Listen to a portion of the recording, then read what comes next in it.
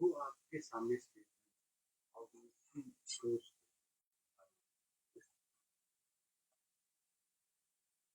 ایسا ہے، آپ شاید ذکر کر رہے ہیں جو اسٹیٹمنٹ انڈونیشیا میں ہمارے عزت مآب سلمان خورشید صاحب کو، ہمارے ملک کے فارن منسٹر ہیں اور کانگریس کے بہت ہی چوٹی کے لیڈروں میں سے ان کا شمار ہوتا ہے، وہ انہوں نے بھی اور میں نے بھی وہ پوری پڑھی، اور میں دو ہی بات اس میں کہوں گا. ایک تو جو یہ ایکسرسائز اس وقت ہو رہی ہے کہ پوری کنٹری کی لیڈرشپ کھڑی ہو کے اس وقت ورلڈ کے بہت ہی حصوں میں جا کے اور وہ ٹیررزم کو ڈیناؤنس کرنے کے بارے میں اور اس کے بارے میں کہنے کے لیے کہ پورا ملک انکلوڈنگ کشمیر ٹیررزم کو ڈیناؤنس کرتا ہے، اس پر پورا کشمیر ان کے ساتھ ہے. We are a part and parcel. مگر جو آج میں نے ان کی زبان سے سنا، that is distortion of facts about Kashmir, distortion of facts about 370، distortion of facts about what is happening today in Kashmir. وہ total misrepresentation of facts. یہی آپ نے مجھ سے سوال کیا ہے. کس اینگل سے آپ کو لگتا ہے؟ دیکھیے میں بتاؤں گا، ان نے پہلے یہ کہا کہ article 370 abrogation lead to prosperity. Salman صاحب، how are you seeing that? آج تو پورا کشمیر جونج رہا ہے اس وقت. میرے ٹیکسی والے رو رہے ہیں، دکان والے رو رہے ہیں، ہوٹل والے رو رہے ہیں، ٹریڈ والے رو رہے ہیں، ہارٹیکلچر ایگریکلچر والے رو رہے ہیں. کہاں سے آپ کو پراسپرٹی دکھی؟ کیا ہماری پیچھے سرکار نے یہاں پہ 4-5 روڈز کو رنگ روگن کر کے اور یہ اسمارٹ سٹی بنایا اور بس اس سے پراسپرٹی ہو گئی؟ کشمیری کا ایک کریکٹر ہے، اس پر جتنی بھی مصیبتیں ہوں وہ تب بھی اپنا سر اونچا رکھتا ہے، اپنا وقار اونچا رکھتا ہے، اور وہ ہر کسی کے ساتھ بہت ہی عزت اور احترام سے ملتا ہے، پیار سے ملتا ہے، کھلے دل سے ملتا ہے. مگر اس کے اندر کیا ہو رہا ہے وہ وہی جانتا ہے. یہ غلط ہے آپ کا کہنا. اور اس کے ساتھ میں آپ نے کہا، اور آج ہماری کیا ہے، we have an economic crisis, psychological crisis and political crisis today. اگر یہاں کی یہ پولیٹیکل کرائسس نہیں ہوتی تو آپ اس وقت پورے ورلڈ میں کیا کر رہے ہوتے؟ You are explaining on terrorism. We are explaining our case on terrorism. اور اس میں آپ نے آج 370 سامنے لایا. آپ نے یہ کہا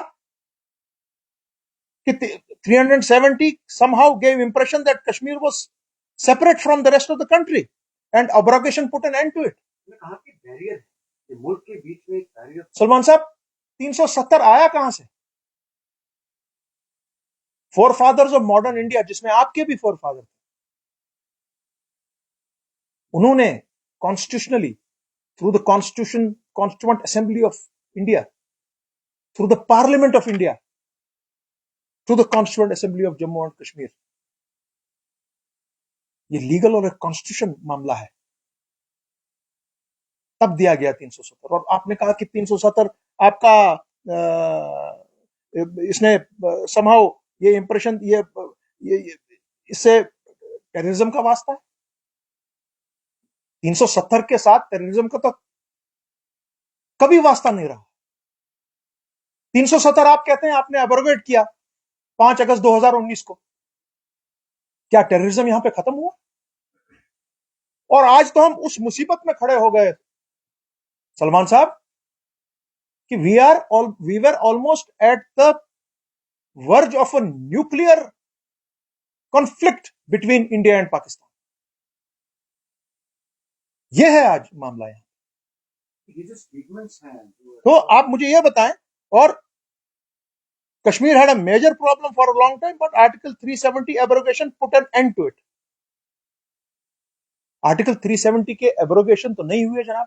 آپ بھی وکیل ہیں، بہت بڑے نامور وکیل ہیں. اور میرا کیس عوامی نیشنل کانفرنس کا 35A پہ حضور آپ لڑ رہے تھے سپریم کورٹ آف انڈیا میں. 370 کی ایبروگیشن اور ٹیررزم کا تو دور دور کا واسطہ ہی نہیں. 370 इज अ कॉन्स्टिट्यूशनल इशू. उसको सुप्रीम कोर्ट ने भी एड्रेस किया एक बार, और जब हमारे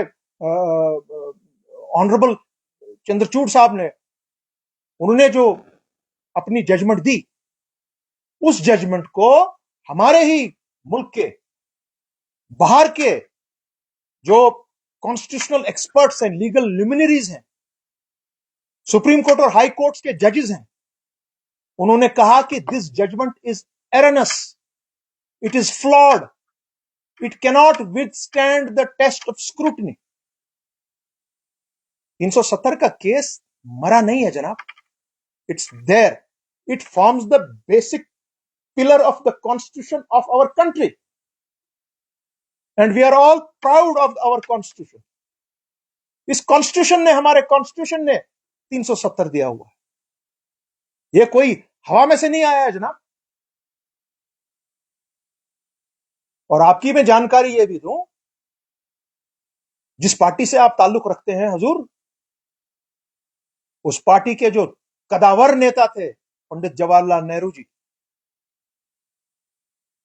जिसके साथ आपकी फैमिली के बड़े बड़ों ने काम किया हुआ है,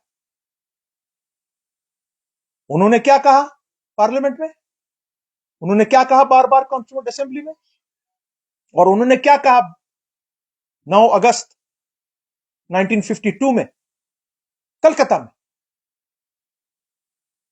वो मैं आपको एक क्लिप दे दूंगा, वो देख लीजिएगा. और उस वक्त 370 वॉज इन फोर्स. उन्होंने कहा कि जम्मू कश्मीर के लोगों को फाइनली, अगर वो हमको नामंजूर करते हैं, उनका फैसला है, दे हैव टू फाइनलाइज.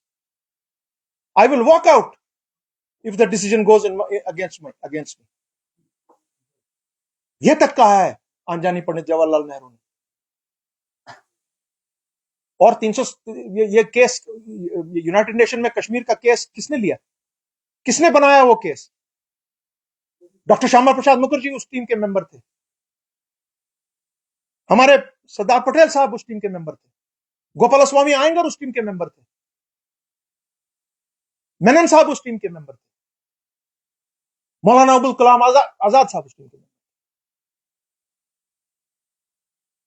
शेर कश्मीर के साथ ये सारा फैसला हुआ है. और सबसे बड़ा छुरा किसने गो? सलमान साहब, आपको आपकी याद ताजा कराऊं, 9 अगस्त 1953 को आप सब याद कीजिए.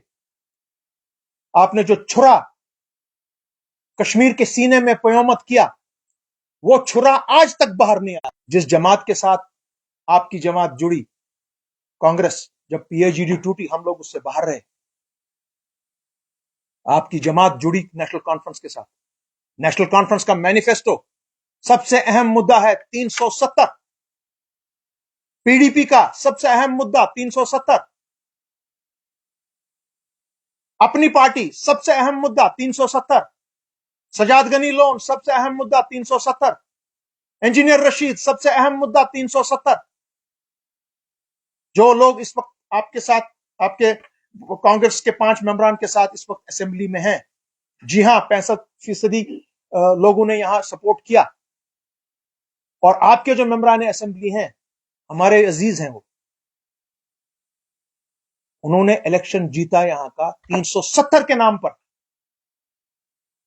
कांग्रेस के भाई ये ना भूलें, आप एक भी सीट यहां नहीं जीत सकते थे अगर 370 और नेशनल कॉन्फ्रेंस आपका मुआहदा ना होता. और मैं ये नेशनल कॉन्फ्रेंस से आज पूछता हूं, मैं डायरेक्ट सवाल उनकी लीडरशिप से ये कर रहा हूं आज, क्योंकि कल तक हम एक ही टेबल पर बैठते थे सब,